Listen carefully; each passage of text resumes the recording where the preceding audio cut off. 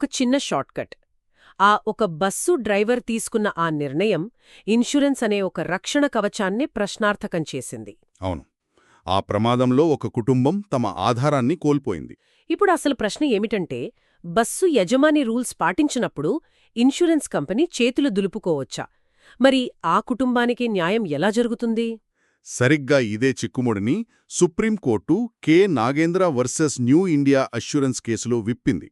ఈరోజు మనం ఈ కేసు గురించే లోతుగా చర్చిద్దాం. తప్పకుండా. అంటే బాధితుల హక్కులు, యజమాని బాధ్యత, ఈ రెండింటి మధ్య న్యాయస్థానం వేసిన బ్యాలెన్సింగ్ యాక్ట్ అన్నమాట. ఖచ్చితంగా.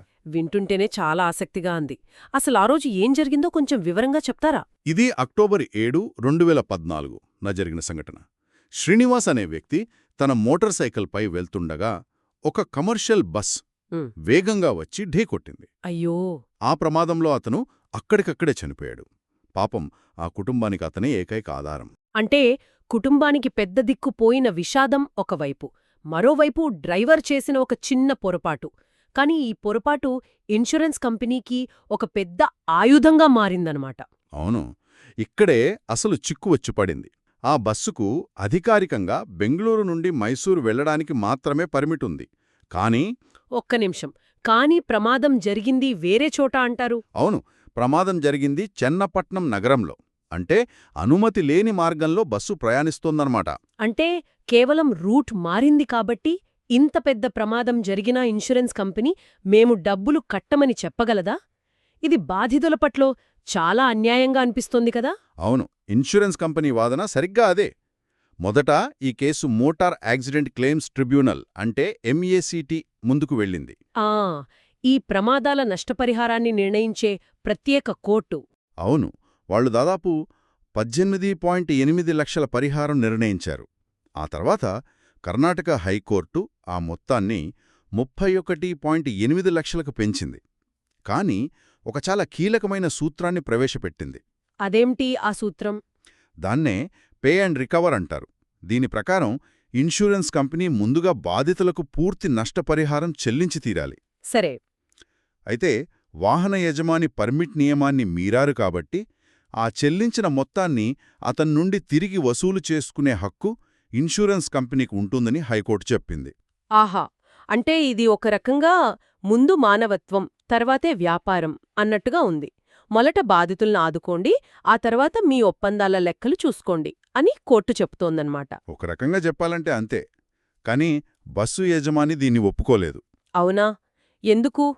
తప్పు తనది కాదు కాబట్టి ఇన్సూరెన్స్ కంపెనీయే మొత్తం భరించాలని ఆయన సుప్రీంకోర్టుకు వెళ్లారు. ఇది చాలా క్లిష్టమైన పరిస్థితి. ఒకవైపు చట్టప్రకారం రాసిన ఇన్సూరెన్స్ పాలసీ, మరోవైపు ఒక నిస్సహాయ కుటుంబం. మరి సుప్రీంకోర్టు ఈ రెండింటినీ ఎలా బ్యాలెన్స్ చేసింది? సుప్రీంకోర్టు చాలా స్పష్టంగా చెప్పింది. మోటార్ వాహనాల చట్టం యొక్క అసలు ఉద్దేశం ప్రజలకు, అంటే థర్డ్ పార్టీలకు రక్షణ కల్పించడం. నిజమే. డ్రైవర్ తప్పు రూట్లో వెళ్లాడనే ఒక సాంకేతిక కారణంతో ఒక కుటుంబాన్ని నడిరోడ్డుపై వదిలేయడం, అది చట్టం యొక్క స్ఫూర్తికే విరుద్ధం. అందుకే ఇన్సూరెన్స్ కంపెనీ బాధితులకు వెంటనే చెల్లించాలని చెప్పింది. మరి యజమాని ఉల్లంఘన మాటేమిటి? దాన్ని వదిలేయలేరు కదా? వదిలేలేదు, వదిలేయకూడదు కూడా. అదే సమయంలో ఇన్సూరెన్స్ ఒప్పందాన్ని పూర్తిగా విస్మరించలేమని కోర్టు చెప్పింది. యజమాని తెలిసి పర్మిట్ నిబంధనను ఉల్లంఘించారు. అవును. కాబట్టి ఆ నష్టాన్ని శాశ్వతంగా ఇన్సూరెన్స్ కంపెనీపై మోపడం కూడా అన్యాయమే. అందుకే పే అండ్ రికవర్ సూత్రం సరైనదని సమర్థించింది. అంటే అంతిమంగా సుప్రీంకోర్టు తీర్పు ఇన్సూరెన్స్ కంపెనీ ముందు డబ్బు కట్టి తర్వాత యజమాని నుంచి వసూలు చేసుకోవాలేనా? ఖచ్చితంగా. ఇన్సూరెన్స్ కంపెనీ బాధితులకు పూర్తి పరిహారం అంటే 31.8 లక్షలు చెల్లించాలి.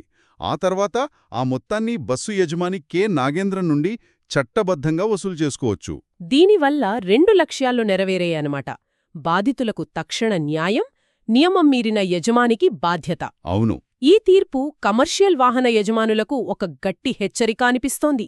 మీ పర్మిట్ మార్గం నుండి పక్కకు వెళ్లడం కేవలం ట్రాఫిక్ చలాన్తో ముగిసే చిన్న విషయం కాదు. అస్సలు కాదు. అది మిమ్మల్ని వ్యక్తిగతంగా లక్షల అప్పుల్లోకి నెట్టగలదు.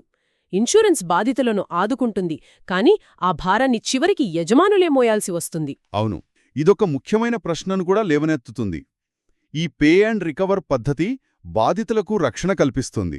సరే, కానీ ఇది యజమానులపై పెంచుతున్న భారం వల్ల వాళ్ళు తమ డ్రైవర్లను మరింత కఠినంగా నియంత్రిస్తారా? అంటే ఈ తీర్పు చివరికి మన రోడ్లను సురక్షితంగా మారుస్తుందా లేదా అనేది చూడాలి. అవును, ఇది మనం ఆలోచించాల్సిన విషయం.